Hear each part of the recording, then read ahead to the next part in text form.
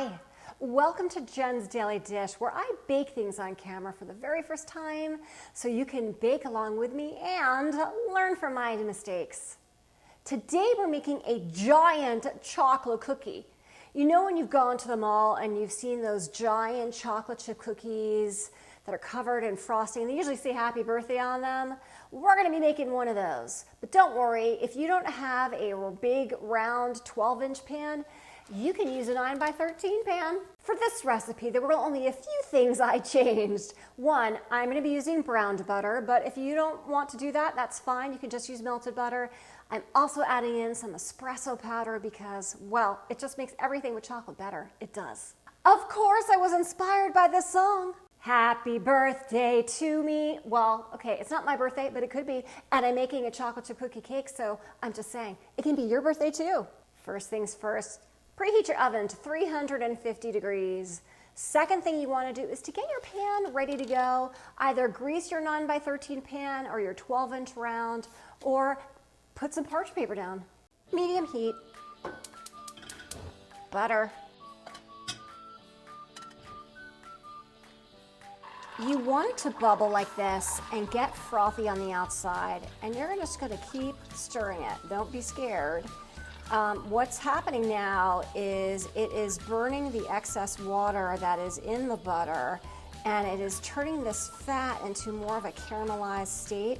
It's going to start to smell nutty soon, and you're going to see some brown bits start to occur, and you're also going to see that it's going to turn a slight amber color. That's what we're looking for. Just keep going. See how it's starting to turn a little bit more amber on the edge? That's what we're looking for. We're also looking for a little bit of those brown bits. And when it starts to get a little bit quieter and the bubbles get smaller, you'll see now it's just starting to turn to that lovely browned, nutty flavor, brown butter. It is perfect. Let's take it off. Pour in your bowl. Look at those, get all those brown bits in there. Into your melted butter or brown butter, add your dark brown sugar. You can use light, but the dark will make it extra flavorful. Granulated sugar. Whisk together until it becomes lighter in color. Add in your 1 egg and 2 egg yolks. And why 2 egg yolks? The egg yolks are going to add extra fat and creaminess and richness to this cookie. Add them in and whisk. Add in your vanilla extract or vanilla paste, flour, salt, baking powder, and that half teaspoon optional espresso powder. Whisk together. Add in your dry ingredients. Fold together. When there are almost no flour streaks remaining, add your chocolate chips. I have a combination of semi-sweet and milk chocolate. Choice is yours. Could even add white. Transfer your cookie dough to your prepared baking pan. Spread out in an even layer. Doesn't have to be perfect. Against my better judgment, I'm not going to put this in the refrigerator because I want this cookie like now. So into the oven for 22 to 26 minutes until it's golden brown around the edges and the middle looks set, and it should be peeling away from the edge just a little bit. It's been about 24 minutes. Let's check on it and take it out. It is looking a nice golden brown on top. It has started to pull away from the edges. It is good to go. We're gonna let this cool on a wire rack. We could just let it cool completely in the pan. If you wanna take it out, wait like 25 to 30 minutes to do that. And then we're gonna make the frosting, because did you think we weren't gonna be making frosting for this? I mean, come on, it's a birthday cookie. You need the frosting. While your cookie is cooling, let's go ahead and make that frosting. Butter, salt, confection or sugar, but we're going to add a little bit at a time here because we're going to get a big cloud of confection or sugar otherwise. Add a little bit of milk. Keep adding a little bit of confection or sugar at a time to try to avoid that white cloud. You could also do it by hand for a little bit. Add your vanilla. Beat until creamy.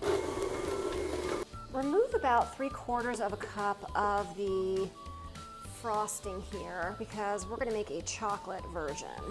Add some cocoa powder to your bowl, and yes, you could have kept this on your mixing bowl, but you know, this is where don't do what I do. At this point, you could spread the frosting on top of your cookie, but I'm going to try to pipe it on, and I'm going to try to get half of it to be chocolate and the other half to be vanilla. So it's going to sort of go in like a double color, and I'm going to sort of spread it on the side of the bag, just like that.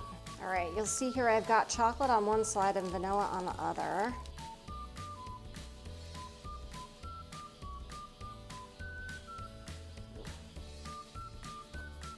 Look at this piece from this giant chocolate chip cookie, or like a chocolate chip cookie cake, or whatever you want it for. Take a look at the frosting. Even though my piping is not the best, it turned out okay. It's all in the taste. So I'm gonna take a bite from the corner over here, which has that vanilla and chocolate frosting and the chocolate chip cookie.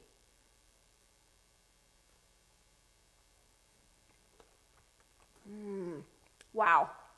First off, that frosting is phenomenal. I mean, it's like a true buttercream frosting. How could it be bad? Confectioner sugar and butter. I mean, come on. As for the cookie itself, it's got a lot of depth in it because I browned the butter, but again, not necessary for you to do. And of course, that extra half teaspoon of espresso powder that I added in just adds a little bit extra oomph. This is fantastic however you make your cookie, and then whatever you want to write on it, or if you want to take your vanilla frosting and add some food coloring to that so that you can make whatever color frosting you want, or just leave the frosting off. I mean, it's an excellent cookie as is. If I can make this chocolate chip cookie cake for the very first time with you watching me every step of the way, you can too. Don't forget to like and subscribe. And if you've seen any products I've used in this, feel free to check out the link in my bio of my Amazon storefront. And check me out on Instagram and TikTok for a whole lot more, like a whole lot.